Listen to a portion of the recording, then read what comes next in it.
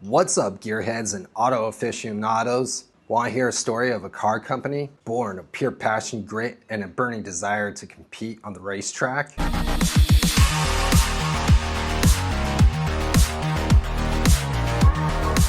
Today, we're diving deep into the incredible, somewhat turbulent, but ultimate successful saga of Puma, Brazil's national symbol of automotive passion. Forget what you think you know about kit cars. Puma isn't just a kit car brand. It's a legend woven into the fabric of Brazilian automotive history. This company, Puma, has the largest sports car production numbers than any other car manufacturer here in Brazil. Puma literally wrote the book on homegrown success. But how did this wildcat car company get its start? Our story begins with a visionary immigrant, an Italian-born Brazilian designer named Rino Manzoni. Rino just wasn't sketching pretty cars. He was dreaming of a machine that could truly dominate the racetrack and humble the competition. His idea? A sleek, sporty, fiberglass body mounted on a production car chassis, but with some serious engine and suspension tweaks, all to release true performance.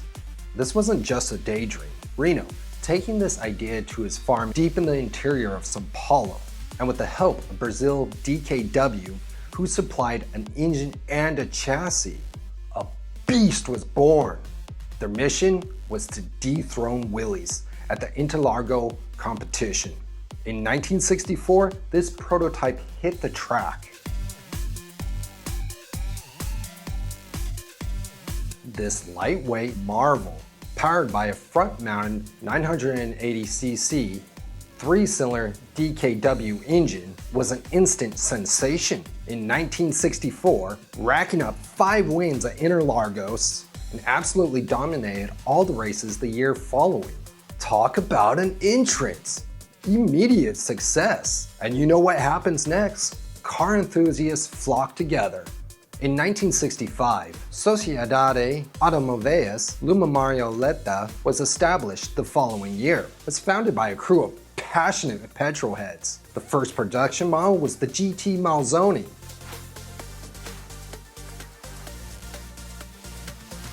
A fitting tribute to the mastermind himself. But a year later in 1966, a suggestion from Jorge Letri, the head of competition at VMAG, changed everything. The brand was officially renamed Puma e Veículos e Motoria Lesta. And the rest, they say, is history. In 1966, Puma unveiled its latest darling at the motor show, the Puma GT, often called the Puma DKW, refining its design and fixing some earlier quirks. 125 of these units were produced, all before a seismic shift in the automotive world. In 1967, Volkswagen bought out DKW. Suddenly, Manzoni was out of his supplier of chassis and engines. Crisis, right? No, not for Manzoni. This man was driven. He spent 9 months back on his farm completely redesigning everything, tirelessly working to adapt. His solution was a new vehicle built on a Volkswagen platform, utilizing the Volkswagen 1500, using the Carmanguia chassis. This bold move produced one of Puma's most successful vehicles, produced from 1967 to 1970. And this cemented Puma's place in the automotive landscape. But then came 1970, and with it, Puma's most successful car, the Puma GTE. The E stood for export, and this beauty truly lived up to its name, being shipped out to Asia, South Africa, Europe, and North America. The GTE was a refined version of the GT, an updated design that even complied with traffic laws in its various export countries. And in 1971, the convertible Puma Spider dropped. This was a modified version of the GTE, and both were relying heavily on those trusty VW components. These models were so good, in fact, they were updated and re-released in 1976. Puma wasn't just about sleek, beautiful sports cars, no. they were also into trucks. In 1971, as a side hustle, they started producing truck cabs for Chevy. But in 1978, Puma dived headfirst into producing their own trucks, named the 4T. But let's get back to the cars. 1974 saw the release of the Puma GTB. And what does GTB stand for? Gran Turismo Brazil. Nice. This was not just another sports car. This was a muscle car beast, built on a Chevrolet Opala chassis. Developed in 1971, the GTB was one of Brazil's most expensive vehicles, and a massive success until its end in 1987. In 1978, the GTB S2 had arrived, a more modern, powerful, larger evolution of the GTB.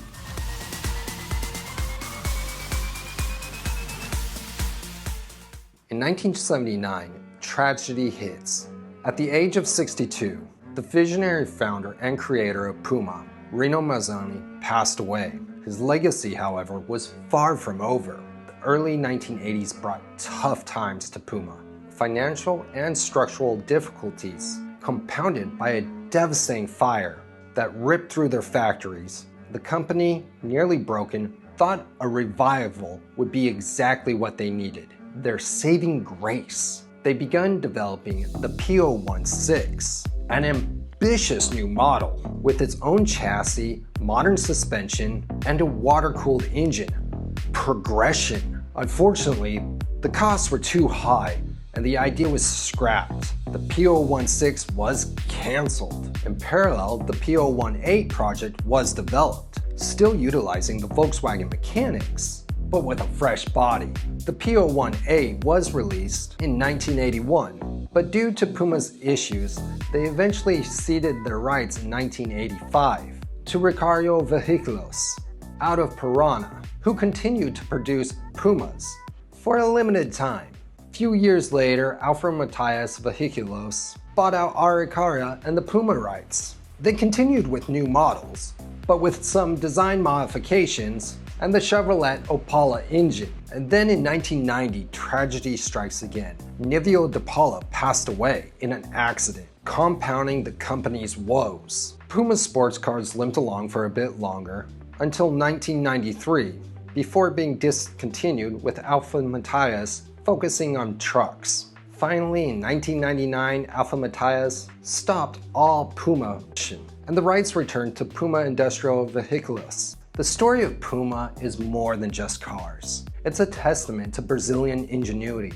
resilience, and an unwavering love for speed and design. From a farm-built prototype to a global export, and through decades of challenges, Puma has always found a way to roar back to life. What's your favorite Puma model? Have you ever seen one of these beauties on the streets? Let us know in the comments down below. And if you enjoyed this ride through automotive history, smash that like button. Subscribe for more and check out another Lost in video after this.